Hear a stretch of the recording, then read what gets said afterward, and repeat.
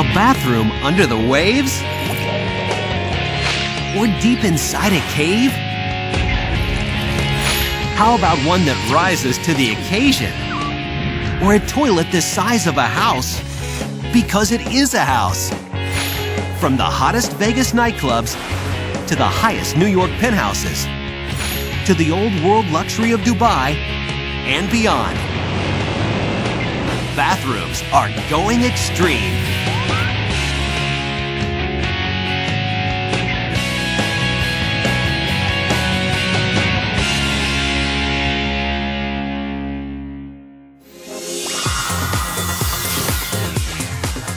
If you live near Rodeo Drive in Beverly Hills or Manhattan's Upper East Side, you just might be able to afford a bathroom designed by Kenneth Bordwick. His average bathroom budget, over $1 million. I work for lots of moguls. The Crown Princess Letizia of Spain, the Queen of Sweden, lots of movie stars. This luxury designer has masterminded some of the world's most opulent bathrooms, made from the priciest and rarest materials. Like this Trump Tower boudoir with a solid amethyst floor. This by far is one of the most luxurious powder rooms I've ever done. Look at the amethyst on the floor. We had to go find the amethyst in great quantities, and to find it in great quantities, the only place you could find it was in Tanzania. Tanzania is not the safest place to go, but we ventured out for this client. They're willing to pay for it, we're willing to risk it. This floor alone costs more than most people's homes. The price tag for this amethyst? $350,000. When he's in New York, Kenneth sketches his over-the-top designs at his Midtown office. It's also where he meets with his upscale clients, who come with high expectations and the checkbooks to back them up. They want the best, my clients. They want one-offs. They want luxury. I understand all of that. Nansala. Ken. Today, Kenneth meets with client Nancy Tappick. The Houston native has a home next door to the first President Bush, but she's designing a bathroom for her second home. So she flew to New York to approve some details with Kenneth. I think a bathroom to a woman is her sanctuary. It's important that you feel comfortable, that you feel at home there. If we do it on all the panels, it's going to put about $100,000 into the price. $100,000. Oh my gosh. I love stone. You know I love stone. I'm going to give you my approval. And then you're going to give a party, right? And invite all your friends. Absolutely. To the bathroom. It's going to be a little difficult. No. But you know what? We can use the bidet for a champagne bucket. Kenneth loves giving tours of his creations. For him, each is a one-of-a-kind masterpiece. And if you think $350,000 is a lot for a floor, how about these multi-million-dollar walls? The stone in this bathroom is a little over $2 million. You're looking here at alabaster. We had this stone purchased in Russia. Then we had to move it all the way to Portugal. Portugal has the craftsmen, the artisans that can actually cut it to what you need. If you'll notice, these corners are mitered, and they're mitered to where you can't tell there's a seam at all. And that is extremely hard to do. And there are other five-star amenities, like this custom tub for 3, and this intuitive toilet. So if you walk up for a onesie, it tends to know it. So it opens for a onesie. And if you turn around for a twosie, it knows that too. And the seat comes down. You set the temperature you want. Water will not come out of the head until it's that temperature. You'll notice that we have 6 body sprays, a handheld, a rain head, as well as a normal shower head. So you're going to get wet in here. This is pretty unbelievable. It's actually 24 karat gold overlay. It's incredible. I can't believe it sometimes when I do things like this. You can go to Home Depot and get a nice faucet for $54. And here we have a faucet that's over $10,000. It's not too often that a tenant's bathroom trumps the landlord's, especially this landlord. This is much better than Donald Trump's bathroom, and he's 2 stories above us. A Bordwick bathroom surrounds you with supreme luxury. But another bathroom in Japan surrounds you with something else entirely: living creatures. This small seaside Japanese town called Akashi is home to one of the most spectacular bathrooms on Earth. こちらが自慢のトイレです。どうぞ。 Koichi Miyanaga built this restroom at his cafe inside a 4,000-gallon aquarium. It's filled with 10 different species of fish, even 2 large sea turtles. そうですね。僕昔ヨットに乗ってまして、瀬戸内海をクルージングしてる時にこういう気持ちのいいトイレできないかなと思って。 Since it opened in 1985, thousands have come from all over the world just to see Miyanaga's masterpiece. It's become one of the area's biggest tourist attractions. 座り心地ですか？まあ普通のトイレなんですけど、何回もトイレ行っちゃう感じですね。魚たちに見られてる感があります。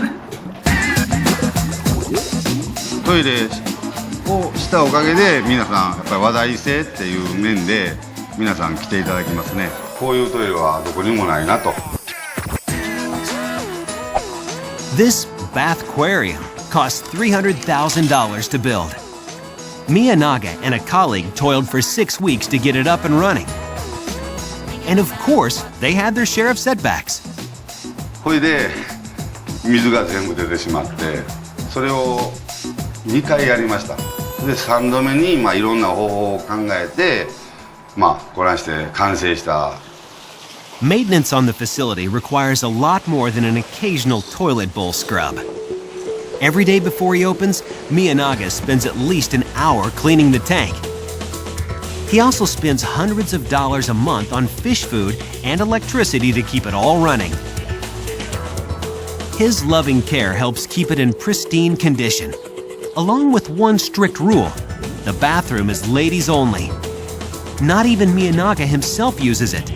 Male guests go here. Hardly a deep-sea adventure. The reason why? Men are just too, well, messy. それとあとやっぱし使用した後に男の人はどうしてもきれく使えないというのか、それでとりあえず女性だけって。それでThere's nothing quite like relaxing under the sea. Coming up, you can bet that Vegas bathrooms are the most outrageous bathrooms. It's bigger than my entire apartment.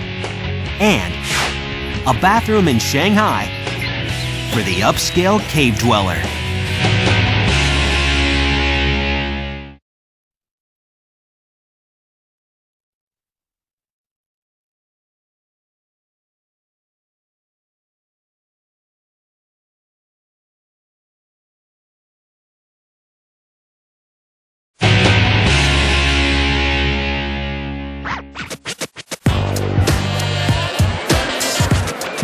Vanity nightclub in Las Vegas.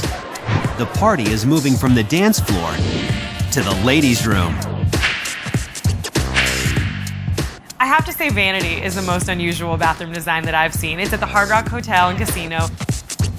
The design is just over-the-top beautiful. It's the most luxurious loo in Sin City. The lavish ladies' lair costs more than $1 million to create. At 2,000 square feet, it's larger than many condos in this town. Primping posers will love the details. The space is covered in 3,000 square feet of glass, easily 10 times more than the average club bathroom. And the gold-plated faucets cost $5,000 each.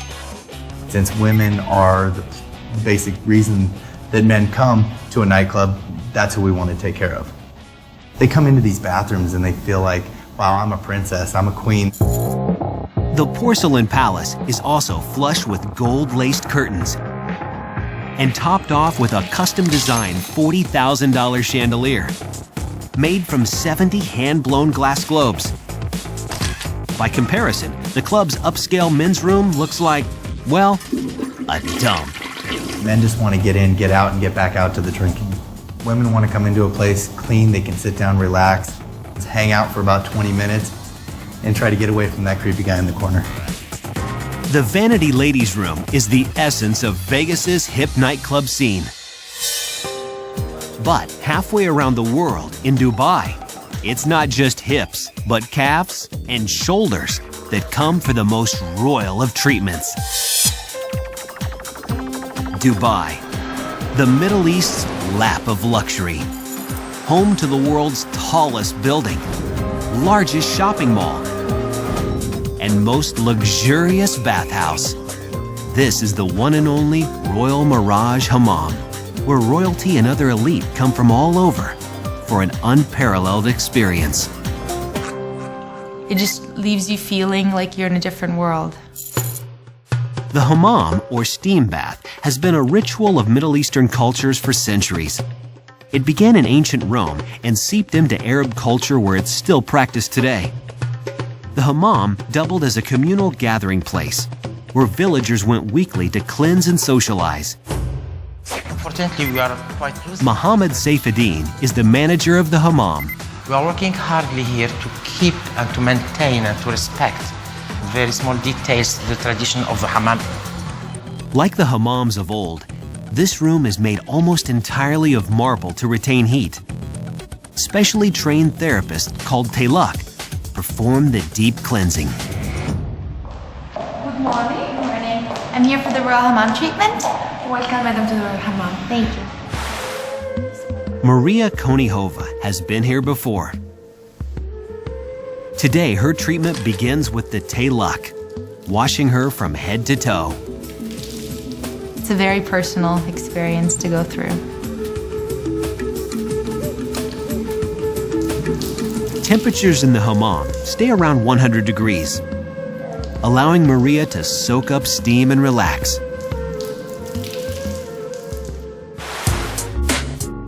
For the next step, Maria lays down on the central marble tablet, while the therapist gently rubs off the top layer of skin cells.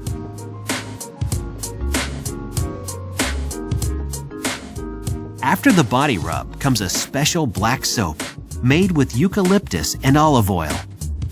I felt a bit tingly on the skin, very refreshing, very cleansing. Next comes clay, followed by massage.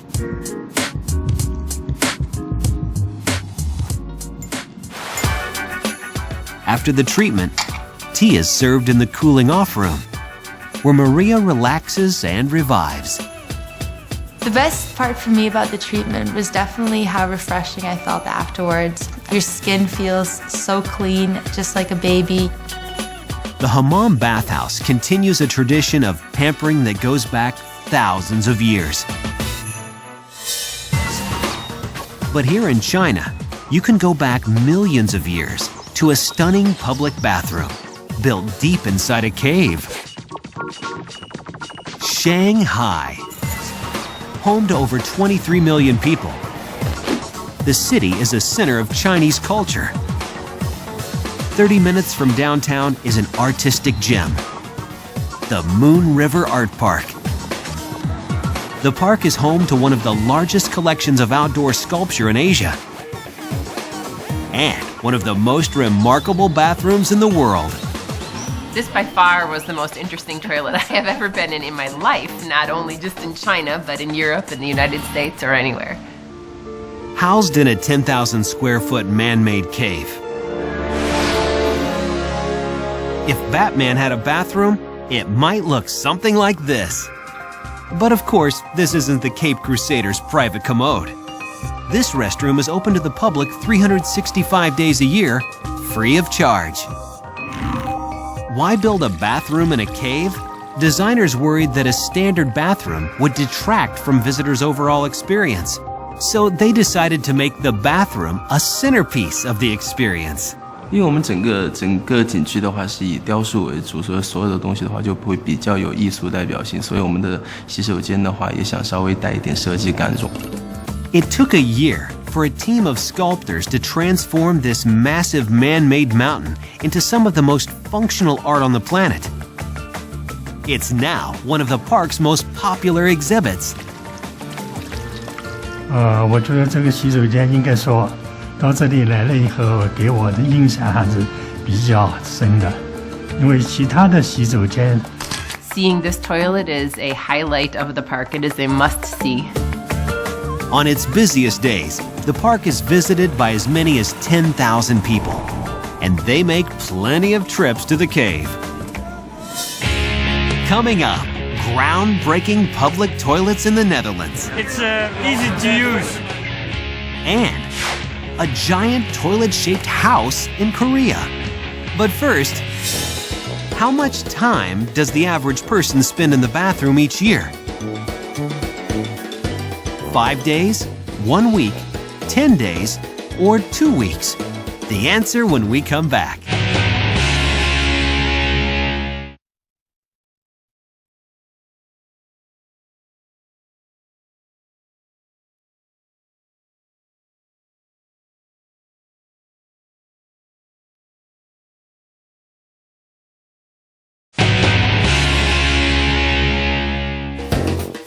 How much time does the average person spend in the bathroom each year?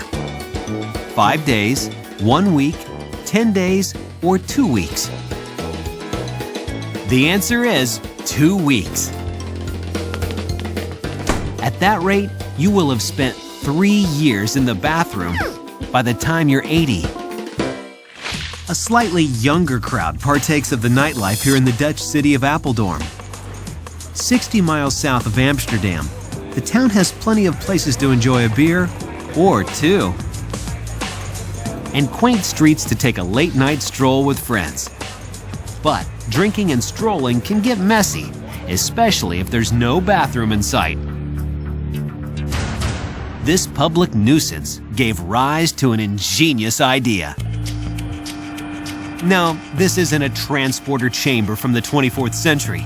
This is the Uri lift, a futuristic piece of pop-up plumbing that took the locals just a wee bit of time to get used to.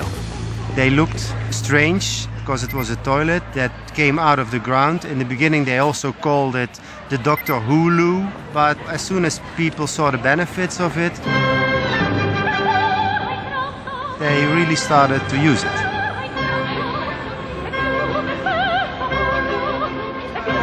It's easy to use. Yeah, it's a good thing. Before the Uri lift, guys might just find the nearest wall. I use the buildings. Yeah. Trees. In busy locations like this one, Uri lifts go up at 9 p.m. and stay up till 6 in the morning. They come in 2 styles, the classic cylinder and this new folding model. They are 100% self-cleaning. It flushes 6 times per hour. When the system is stored underground, there is a special spraying system that cleans the total Uri lift. But of course, men aren't the only ones who need to answer nature's call. After 2 years, we also got the request to build a unit for ladies, and that we have done. The Uri Ladies, as it's known, comes with doors. Now, with both male and female versions, Uri Lift sales are on the rise. New orders are pouring in across Europe. We have the units in Europe in about 80 cities. Although they're becoming a common sight in European cities. In the States, there seems to be little urgency for the Uri Lift. That may just be a matter of time. I think there is a difference between Europe and the United States, but I also think after 10 beers, there is no difference anymore. It's hard to ignore the sight of a Uri lift popping up on a busy European street. And here's something even harder to ignore: the world's most ginormous toilet here in Suwon, South Korea. Okay, this isn't an actual toilet. It's really a 4,500 square foot museum, once home to former Suwon Mayor Shim Jae-duck. Of course, he's better known by his nickname, Mr. Toilet. When he was mayor in the 1990s, Mr. Toilet realized he had a problem. His city's public bathrooms were in deplorable condition. They were little more than holes in the ground and quite unsanitary.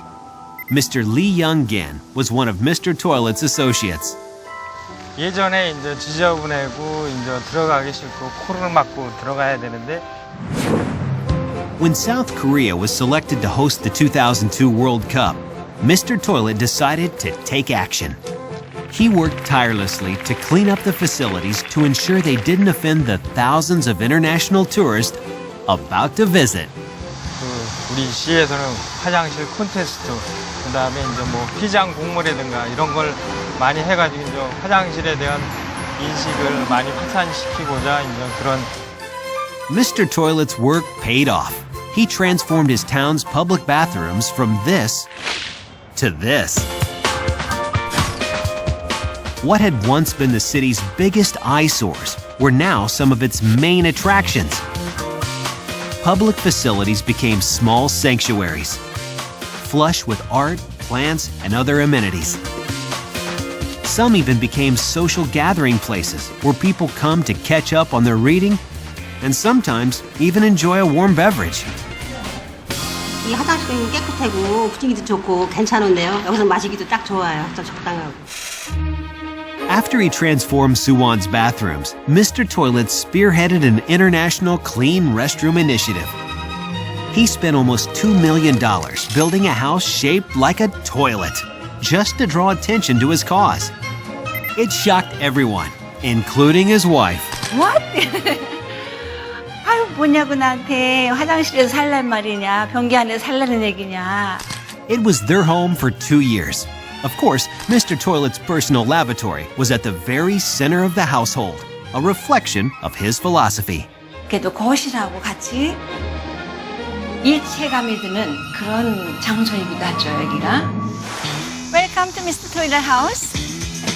After his passing, Mr. Toilet's wife turned the house into a museum, exhibiting bathroom customs and etiquette from around the globe. Since the museum opened, nearly 30,000 visitors have come to see Mr. Toilet's creation. 시장으로 있었을 때 그 정말 많은 일을 하셨어요. 화장실 문화운동이 시작되면서 사람들이 생활 공간이 될 수 있다는 인식을 하게 됐죠. Mr. Toilet was a visionary. Who would have thought that building a house shaped like a toilet would solve a big problem and enhance quality of life for an entire city? Coming up, the world's friendliest bathroom may just be this one in New York City. And sure you're alone in there? I felt every hair and goosebump on my body stand. But first, what normal bathroom activity is most likely to cause serious injury? Bathing, using the toilet, flossing, or using a hairdryer? The answer when we come back.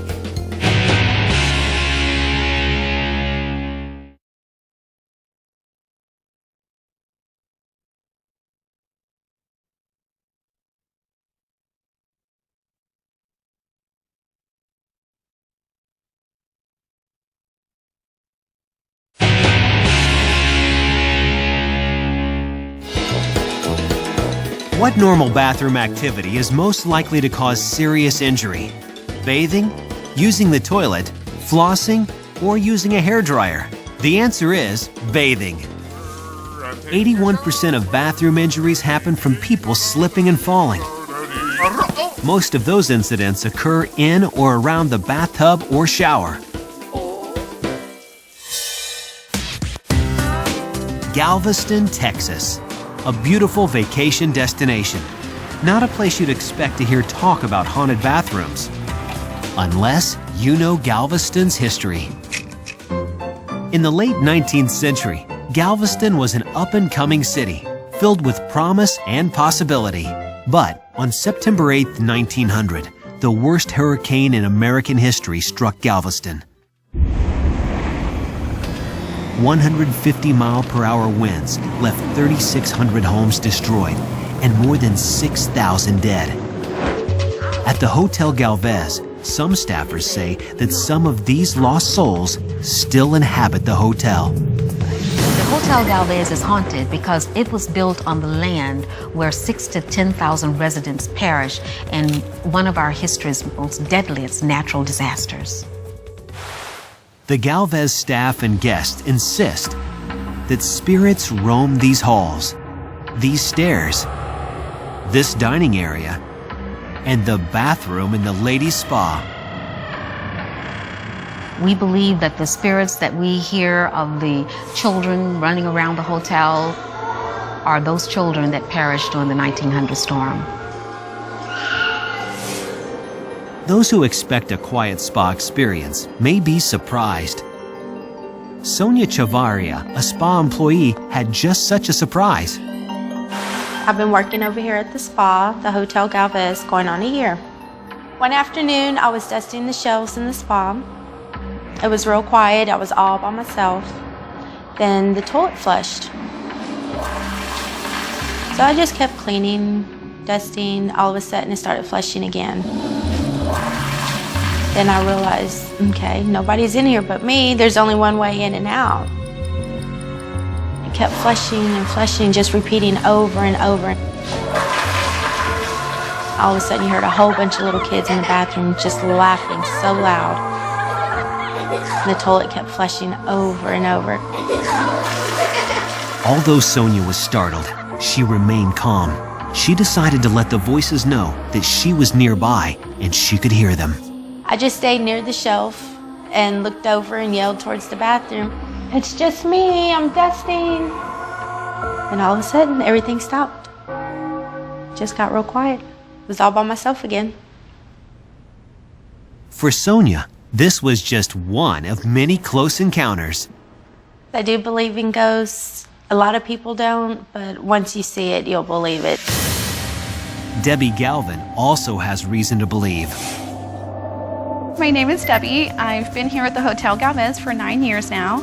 I was working the front desk that evening, and it was between 10 and 11 at night when I decided to go and use the restroom by the music hall. I know for a fact that I was in there by myself, and as I was washing my hands, suddenly I hear my name whispered, "Debbie." Debbie turned around and nobody was there. The whole time I stood there staring to see if I would see anything,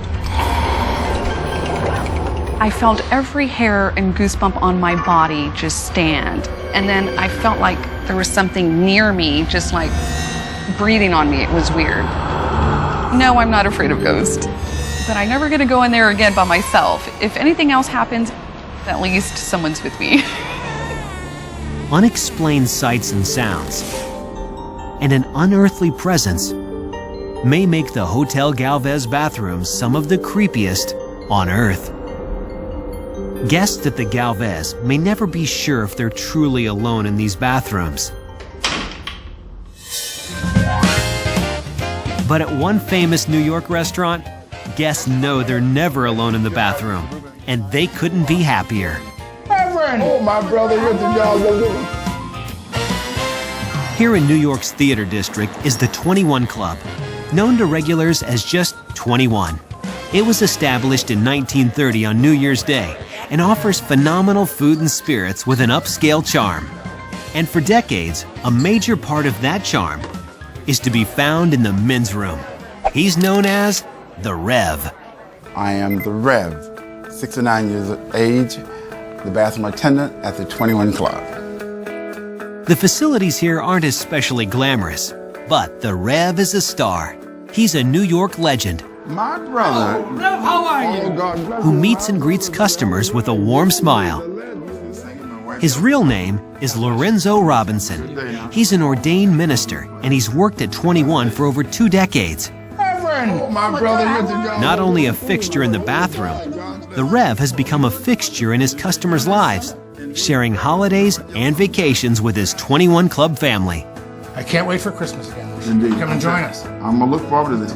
I've known the Reverend for about 20 years. I've spent Christmas with him. I know his wife and his daughter. Hey, doctor. Some call him by his other name, Doc. I call the Reverend the doctor. He has a PhD in clinical psychology, and he's one of the most incredible people in New York City. With a home in Connecticut and another in Delaware, the Rev could have retired years ago. But he truly loves the people at 21. Past 22 years, I've never missed a day from work and never late because I value my work. I'm grateful for my job. The Rev not only has a spotless reputation, but also has a reputation for keeping patrons spotless. If someone comes with a stain, we have options. I could offer them wine away, club soda, water. I could offer them a jacket.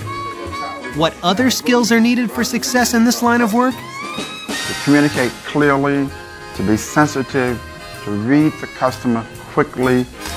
And the Rev has an impressive list of people he's greeted. Warren Buffett, Bill Gates, Nelson Mandela. When Nelson Mandela came to the 21 Club, it was the most important moment of my life. It was his persona, his mystique, his quiet spirit that touched me most deeply. When Ronald Reagan, 40th President of the United States, paid Rev a visit, it made the headlines. Mrs. Nancy Reagan read the article. She came by the club, knocked on the door, gave me an embrace, and gave me this cufflink, which I wear every day. And through the years, the Rev has made some lifelong friends. He is such a thoughtful and caring person. Through the sheer force of his warm personality, the Rev has turned an ordinary restaurant bathroom into one of the friendliest places in New York. Coming up, using this orbiting bathroom takes special training. It's a really important part of our training and can even make the most brave, fearless test pilot quiver. And in New York City, the hardest working man in the business. Duty is my duty.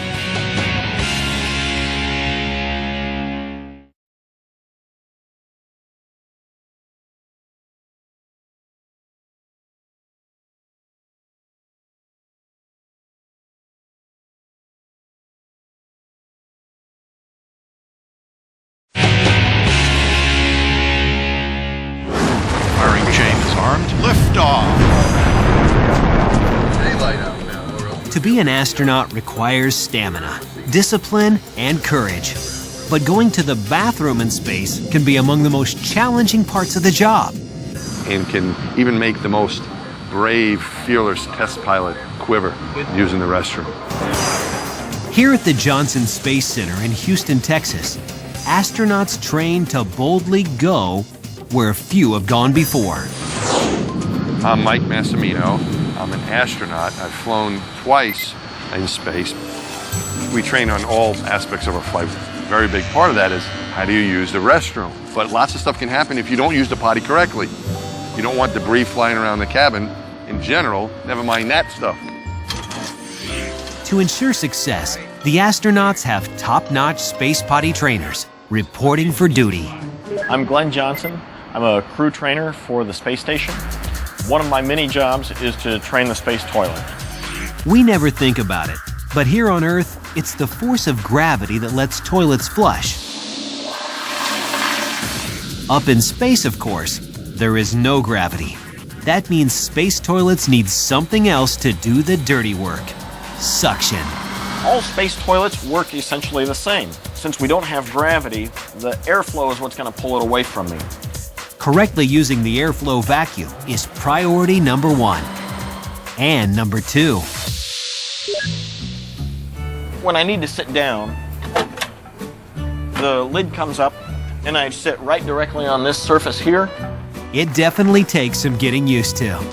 And if you're successful, this practice bathroom helps them train. And my training on the shuttle toilet was to sit like I was on a chopper. I would think of Peter Fonda in the movie Easy Rider. That was the position I needed in order to be successful when I used the potty. But this toilet is more than just a fancy vacuum. At a price tag of nearly $20 million, it's likely the most expensive commode ever built. The reason for the astronomical price tag? It's also a space-age water treatment facility. First, urine goes into a holding tank. From there, it gets distilled, separating out the water from other compounds. Next, it's heavily filtered. The end result is water cleaner than a mountain spring. I'd say that by the next day, you're drinking yesterday's coffee. On the space station, bathroom failure could lead to mission failure, and the crew might need to head back to Earth fast. If they did, they'd probably have the best luck finding a bathroom in New York City, with more porta potties than almost any place on the planet. With 8 million residents and nearly 50 million visitors a year, the Big Apple is always on the go. And the porta potties stand ready. One man who keeps NYC going strong is Louis Santana. Every day, he makes sure these thrones are truly fit for a king. Hi, my name is Louis. I'm a portable restroom service operator, and I've been in the business for 5 years. With thousands of porta potties at events, public parks, beaches, and job sites, the portable restroom industry has grown into a $1.5 billion a year business. So for Louis, there's no such thing as a slow day. I usually like to start 4 o'clock in the morning. That's the best time to start traveling.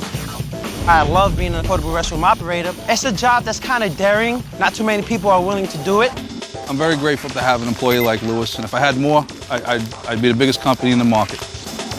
I'm never going to have to worry about my job down the line because computers are never going to take my job away. A porta potty service operator needs to be fit, since the potties weigh 200 pounds empty and up to 800 pounds full. So you can understand the type of labor that the portable restroom service operator has to deal with. Louis also needs a strong sense of direction.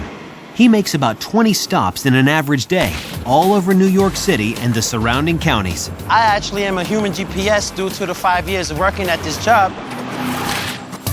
One thing he could do without, however, is his sense of smell. Each porta potty accommodates about 200 uses before it needs service. I'm pretty immune to the smell by now. I don't use the nose. Inhale, exhale. Inhale, exhale. Stay away from that. Louis subjects each unit to a rigorous cleaning ritual. Step 1, examination. Step 2, extraction. These units could hold anywhere from 10 to 50 gallons per porta potty. Now, my truck can hold up to 1,000 gallons of waste. That's a lot of duty.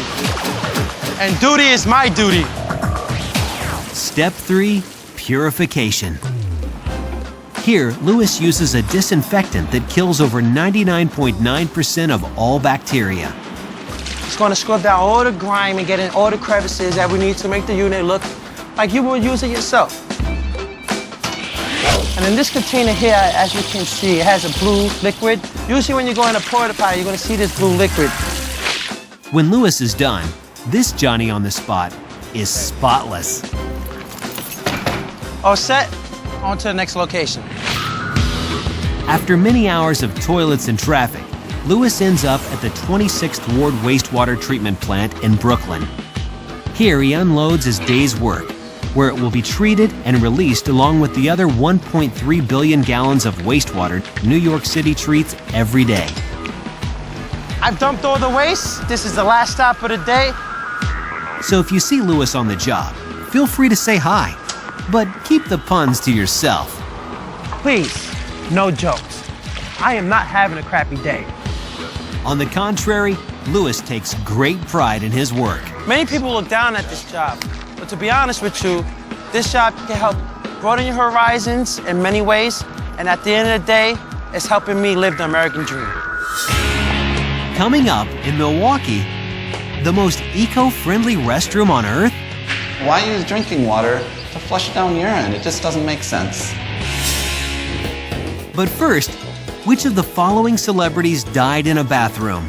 Jim Morrison, Elvis Presley, Judy Garland, or all of the above? The answer when we come back.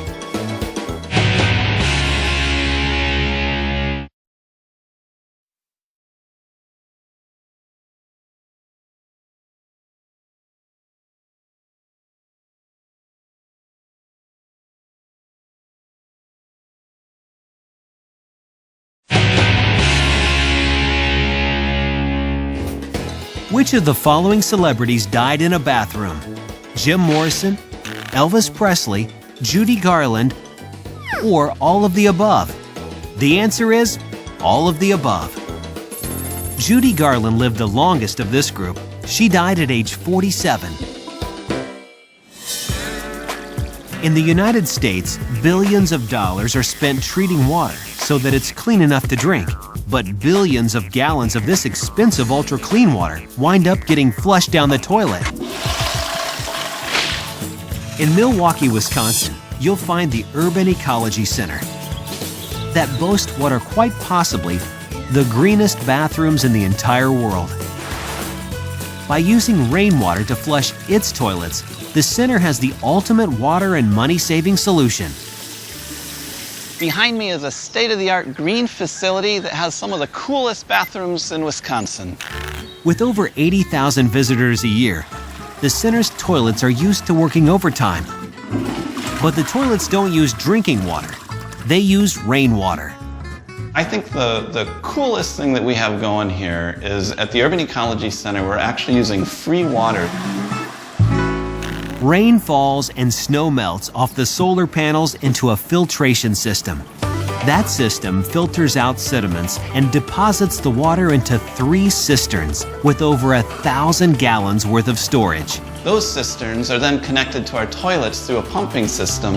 It saves over 44,000 gallons of drinking water every year. And the rainwater these toilets do use is minimal, since they're low-flow H2O.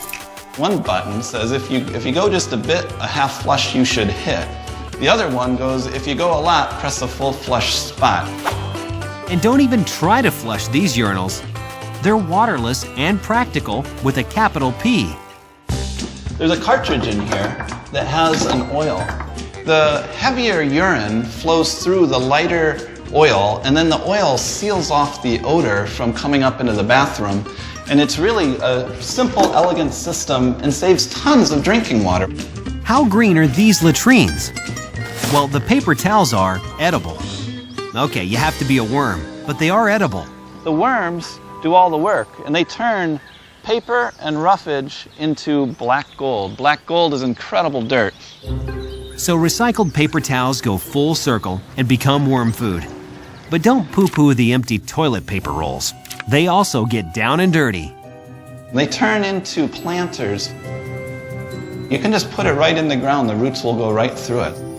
And the green doesn't stop in the garden. It's also green on the roof. Solar panels power the bathroom lights and the pumps that pump water to the toilets. The solar panels save the center between $12,000 and $15,000 a year in electric bills. So the slick thing is the same power that's being generated by the sun as the power that's going into our bathrooms. It's a closed loop, and the whole system comes from the sun. The Urban Ecology Center's bathrooms are making use of toilet technology that relieves the environment and the wallet, while visitors relieve themselves. Luxurious, weird, exotic, spooky, and high-tech. The world is just brimming with so many wonderful places to go.